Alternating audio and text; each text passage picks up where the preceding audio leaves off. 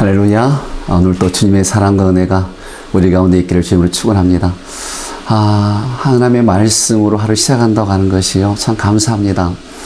코로나 때문에 우리 성도님들 얼굴 보지 못하지만 이렇게라도 말씀을 나눌 수 있으니까 얼마나 감사한지. 오늘 하나님의 말씀 함께 나누겠습니다. 출애굽기 21장 18절부터 25절 말씀. 출애굽기 21장 18절부터 25절 말씀을 제가 봉독해 드리겠습니다.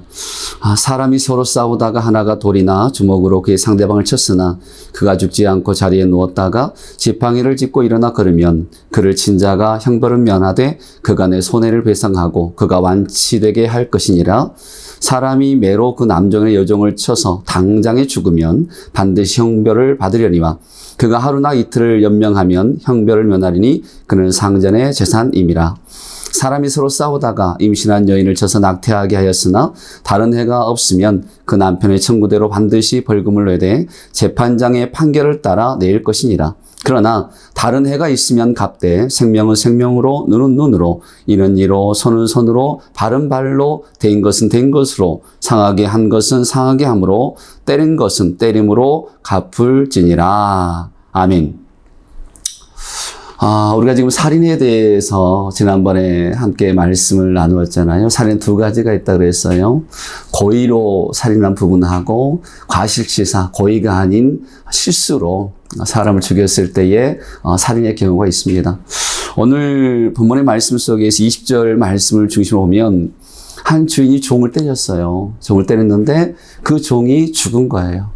그랬을 때에 그 주인이 그 종을 죽인 살인자로서의 책임을 져야 된다라고 말하는 거죠. 왜냐하면 그것은 죽이기 위해서 때렸다고 하는 거예요. 의도 자체가 뭐예요? 죽이기 위한 거였다고 하는 거죠. 그러나 만약 이 종이 며칠 동안 연명하다가 죽었어요. 그럴 때에는 하나님께 뭐라고 말씀하시냐 하면 그에 대한 죽음의 책임을 주인에게 묻지 않겠다고 하는 거죠. 왜냐하면 죽이려고 하는 의도가 없었기 때문이다 라고 하는 것이 21절의 내용이에요. 이어서 말씀 보면 이런 말씀이 나오죠. 우리가 18절부터 19절 말씀을 내용을 보면 이런 말씀이에요. 사람이 싸우다가 하나가 돌이나 주먹으로 그의 상대방을 쳤으나 그가 죽지 않고 자리에 누웠다가, 그러니까 싸움을 하는 중에 돌로 쳤어요. 그런데 상대방의 사람이 죽지 아니하고 병원에 누운 거예요. 그랬을 때에 여러분, 이 법이 어쩔 때는요, 우리의 사회법과 통용되지 않는 법과 같이 느낄 때 있어요. 왜냐하면 죽지 않았으면 형벌은 면할 수 있다. 단순히 어떻게 해라? 배상만 해라라고 말씀하시는 거예요. 여러분, 그런데 일반적으로 우리가 생각할 때 이건 될 수 없는 일이잖아요. 손해만 배상받아가지고는 복수가 할 수 없는 거예요. 사람이 내가 원하든 원치 내가 맞았으면 마음속엔 분노가 있어요. 내가 반드시 복수하리라. 내가 가만히 있지 않으리라고 하는 그런 분노가 있고 복수심이 있다라고 하는 거예요. 그런데 하나님께서 뭐라고 말씀하셔요? 복수하지 못하도록 배상으로 끝나게 하시는 거예요. 여러분, 하나님께 이 법 속에 담겨져 있는 의미가 과연 뭘까? 여러분, 싸움이라고 하는 것은요, 어쩌다 내가 가해자가 되기도 하고 어쩌다 내가 피해자가 되기도 하는 거예요. 그런데 단순히 맞았다는 그 이유 하나만으로 내가 상대방에 복수할 수 있는 권리가 주어지는 것처럼 생각해서는 안 된다고 하는 거예요. 이것이 바로 이스라엘에게 요구하신 하나님의 말씀이에요. 여러분, 피해자가 나도 같이 싸우긴 했지만 나는 너를 때리지 않았어. 그러니까 나는 잘못이 없어. 이러면서 나를 정당화하는 거예요. 정당화해서 오히려 나를 때리고 힘들게 한 사람에게 복수할 자격이 있다라고 생각하는 것. 이것이 우리의 뭐예요? 죄성이거든요. 우리 마음속에 있는 복수심의 죄성. 그래서 22절에 보면 하나님께서 또 뭐라고 말씀하시냐면 또 이렇게까지 말씀하셨어요. 사람이 서로 싸우다가 임신한 여인을 쳐서 낙태하게 하였으나 다른 애가 없으면 그 남편의 청구대로 반드시 벌금을 내되 재판장의 판결을 따라 낼 것이니라. 싸우는데 갑자기 임신한 아내가 낙태하게 된 거예요. 여러분, 그럴 때 그 남편에게 배상을 하라고 말씀하셨어요. 벌금을 내라. 그런데 조건이 뭐냐면 재판장의 판결대로 벌금을 내라고 말씀하신 거예요. 여러분 서로 싸우다가 임신한 여인이 낙태를 하게 됐는데 여러분 거의가 아니라게 해도 얼마나 그 남편에게는 분노가 유발되는 사건이잖아요. 분노할 수밖에 없고 이것은 돈으로 어떻게 갚을 수 있는 상황이 아니란 말이에요. 그런데 만약에 그 남편에게 어떤 배상을 향한 금액을 요청했을 때 과연 얼마를 요청할 수 있을까? 과연 나라면 얼마를 요청해야 되지? 나름대로 생각해서 그 사람의 형편에 따라서 이 정도는 아마 배상할 수 있을 거야 라고 하는 그런 마음속에서 생각하면서 배상을 청구할까요? 아니, 그렇지 않아요. 일반적인 모든 사람들이 내가 이렇게 당하는 고통 너도 당해봐야 돼. 라고 하는 그 복수심이 있기 때문에요. 도저히 상상할 수 없는 금액을 청구하는 거예요. 그래가지고 너도 고통을 당해봐라. 내가 당한 고통이 얼마나 큰지 돈으로는 계산이 안 돼. 라고 하는 마음으로 복수심 속에서 청구를 한단 말이에요. 그래서 하나님께서는 인간의 자기의 보복, 이것을 어떻게 하기 위해서 차단하기 위해서 재판장의 판결에 따라서 너희가 배상하라 라고 말씀하셨어요. 그런데 그 이후에 다른 해가 생겼다고 한다면 어떻게 해야 되느냐? 23절부터 25절은 그 이후의 말씀이잖아요. 이렇게 말씀합니다. 그러나 다른 해가 있으면 갑대, 생명은 생명으로, 눈은 눈으로, 이는 이로, 손은 손으로, 발은 발로, 된 것은 된 것으로, 상하게 한 것은 상함으로, 때린 것은 때림으로 갚을지니라 그랬어요. 여러분 이 말씀을 그대로 지켜하게 되면 생명을 손상시켰으면 그 사람의 목숨을 제거하라는 거거든요. 만약 이를 부러뜨렸으면 그 사람이 이를 부러뜨려라. 만약 그 사람이 발을 부러뜨렸으면 그 사람이 발을 부러뜨려라. 되게 했으면 똑같이 되게 해라. 한 대 때렸으면 한 대를 때리도록 하는 말씀처럼 느낄 때가 있어요. 그래서 많은 사람이 이 말씀처럼요, 반드시 보복해야 된다 라고 생각하는 경우가 참 많아요. 근데 여러분 정말 그럴까요? 정말 이 말씀이 그런 말씀으로 주어졌다고 한다면 하나님은 사랑이신데, 그리고 하나님께서는 원수를 사랑하라고 말씀하셨는데 예수님은 사랑이라고 하시는 이 말씀에 위배되는 말씀이잖아요. 여러분 원수를 사랑하라는 이 말씀은 복음이고, 여러분 이 말씀은 율법일까요? 눈은 눈으로 이는 이로 갚으라, 이것이 율법일까요? 여러분 어떻게 생각하세요? 여러분 신약은 복음이고 구약은 율법일까요? 아니죠. 여러분 오늘 이 본문을 통해서 제가 여러분에게 말씀드리고 싶은 것은 뭐냐면 생명은 생명으로, 이는 이로, 눈은 눈으로 갚으라고 이 말씀 자체도 뭐예요? 복음이라고 하는 거예요. 이 말씀이 어떤 말씀이에요? 원수를 사랑하는 말씀과 똑같은 용서의 말씀이라고 하는 거예요. 하나님은 그런 의도였어요. 어떻게요? 하나님은 이 말씀을 통하여 보복이 아니라 용서를 말씀하신다는 사실. 여러분 생명은 생명으로라는 이 말씀은요, 다르게 바꿔 말하면 내가 저 사람을 죽이면 너도 죽겠다는 거예요.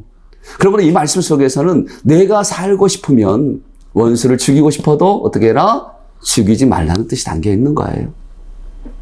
눈은 눈으로. 이 말은요, 내가 저 사람의 눈을 뽑아버리면 율법에 의하여서 내 눈도 뽑힐 것이라고 말씀하시는 거예요. 그렇다면 어떻게 해야 되죠? 내 눈이 뽑히는 것을 원치 않는다고 한다면 원수의 눈을 뽑지 말아라 라고 하는 말씀이거든요. 이는 이로 상대방이 이를 부러뜨리면 율법에 의해서 네 이빨도 부러뜨려질 거야. 그래서 내가 성하려면 원수의 이빨을 모조리 부러뜨리고 싶어도 참아야 돼.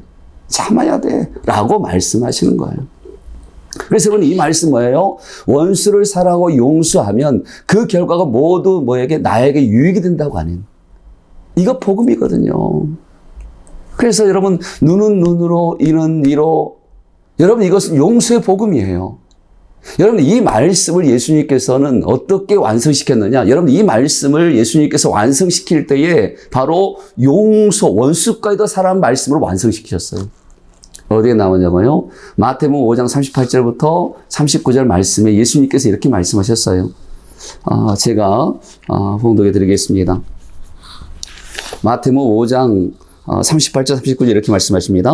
또 눈은 눈으로, 이는 이로 갚으라 하였다는 것을 너희가 들었으나 나는 너희에게 이르노니 악한 자를 대적하지 말라. 누군지 네 오른뺨을 치거든 왼편도 돌려내며 라고 말씀하셨어요. 그리고 이어서 5장 43절 44절은 이렇게 말씀하시죠. 또 내 이웃을 사랑하고 내 원수를 미워하라 하였다는 것을 너희가 들었으나 나는 너희에게 이르노니 너희 원수를 사랑하며 너희를 박해하는 자를 위하여 기도하라. 여러분, 예수님께서는 이 율법의 시대에 있었던 눈의 눈, 이것이 아니라 원수 갚음은 하나님께 있다라고 말씀하시는 거예요. 그러므로 원수를 네가 갚지 말고 어떻게 해라? 기도해라. 히브리서 10장 3절 말씀 이렇게 말씀합니다. 원수 갚는 것은 내게 있으니 내가 갚으리라. 우리의 마음속에 있는 분노, 그리고 보복의 심리, 누구나 가지고 있어요. 절대로 손해보기를 원치 않잖아요. 내가 한 대 맞았으면 더 하면 더 했지 그보다 더 하진 않잖아요. 그래서 우리 하나님 말씀하시는 거예요. 원수 갚는 건 내게 맡겨라. 내가 갚으리라. 너는 어떻게 해라? 사랑해라. 사랑해라. 여러분, 이것이 하나님이 원하시는 말씀이에요. 그리고 오늘 또 우리가 살아야 할 삶의 모습이죠. 여러분, 그리스도인이 저와 여러분 하나님의 자녀들은 항상 보복이 아니라 용서의 삶이 주님이 기뻐하시는 삶이라고 하는 거예요. 그럼 어떻게 우리가 그렇게 살 수가 있을까? 제가 가만히 묵상해 보았어요. 어떻게 살 수가 있지? 여러분, 내 마음속에 보복이라고 하는 것은 뭐냐 하면 내가 마음속에 서운했던 것, 아니면 내가 억울했던 것, 내가 상처를 당했던 그것을 내 마음속에 담아두는 그 순간에 나는 보복자가 되는 거예요. 보복할 수밖에 없는 거예요. 그런데 용서는 뭐냐? 오히려 축복하는 거예요. 내 마음속에 담아두는 것이 아니라 오히려 원수를 사랑하는 것은 뭐예요? 축복을 말하는 거예요.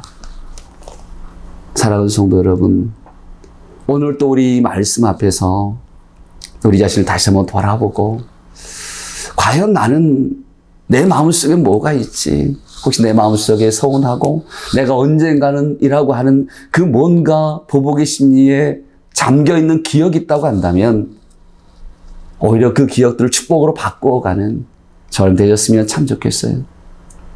마음에 서운한 거 있을 겁니다. 남겨둔 거 있을 겁니다. 내가 언젠가는 이라는 것이 있다고 한다면 그것은 내 의지와 내 감정을 잊을 수가 없어요. 근데 그것이 사랑으로 바뀌어지는 것은 뭐냐? 그것이 용서가 되는 것은 뭐냐? 바로 오히려 축복하는 거예요. 저는 원합니다. 오늘 우리 사랑하는 성도님들이 많은 축복이 있기를 주의 이름으로 축원합니다. 혹시나 내 마음속에 해결되지 않는 문제가 있다고 한다면 정말 주님의 마음을 가지고 오히려 축복했으면 좋겠습니다. 우리 주님이 나의 모든 걸 용서해 주시고 오히려 축복하신 것처럼 나는 너의 모든 죄를 기억지 아니하다라고 말씀하시고 나는 그런 너를 사랑한다고 말씀하신 것처럼 오늘 또 우리가 이 말씀 앞에서 주님의 마음을 가지고 오히려 축복하는 나를 만나는 사람들, 내 마음속에 상처를 줬던 사람들, 아직도 내 마음속에 남겨있는 그 무엇인가에 그런 보복의 심리가 있다고 한다면 그것까지도 오히려 이 아침에 축복하면서 하루 시작하는 그런 축복된 하루가 될 수 있기를 주의 이름으로 축원합니다. 여러분 이 시간 함께 기도해 주셔야 되는데요.